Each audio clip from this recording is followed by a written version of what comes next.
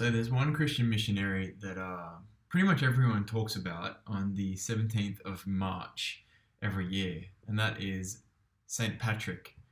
We have St. Patrick's Day. It's the day we celebrate the Irish and we wear green and we drink beer and that sort of stuff. But actually, it's a really interesting day because Patrick was not Irish. He was not a saint, never has been officially recognized as a saint. And he was actually monastical, which means that he embraced a very chaste and ascetic life. So, finding out a bit more about Patrick will probably interest you. He was born in the 4th century, a time where Christianity had become the official religion of the Roman Empire. He was actually British, and he was born into a Christian family. So, a lot of his relatives were priests and deacons, but he, as a teenager, had no real interest in the Christian faith. But as a teenager, when he was 16 years old, a tragedy happened in his life. He was taken away as a captive, as a slave, by Irish pirates.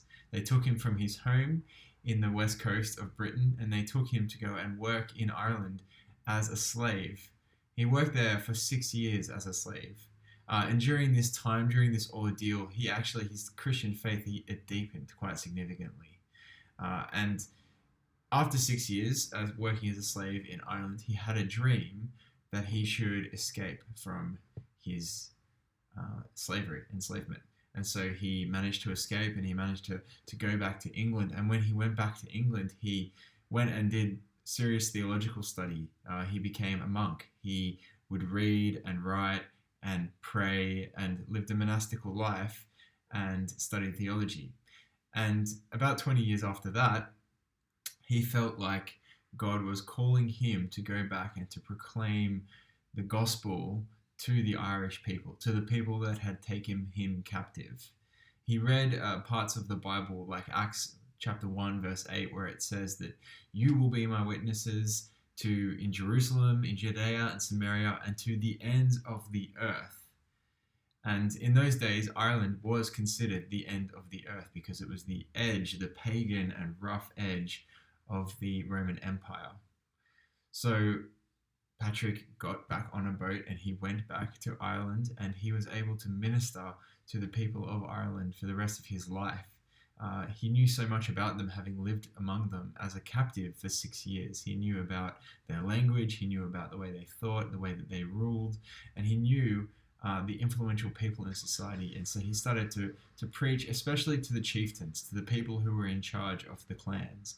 And one of the first converts that he saw to Christianity was actually the man who was his captor, the person who enslaved him for 6 years. Uh, Patrick's story is so interesting. In Ireland, women were considered a commodity to be sold for money. You sell a daughter, bride price. It was a political, it was a way to get rich and to be advantageous. Whereas Patrick came into that and he started to teach that women had a choice to choose to worship Christ, and if they wanted to not marry and to enter the monastical life, the life of a nun. Now this fully flew in the face of the Irish culture because they treated their women as commodities. And here Patrick was telling the people that the women were not commodities. They actually had a choice about how they lived their life, and they could actually be people who don't serve the purpose of procreation. They could be nuns for Jesus. This made a lot of enemies for Patrick in Ireland. He wrote, "Daily I expect to be murdered or betrayed or reduced to slavery if the occasion arises. But I fear nothing because of the promises of heaven."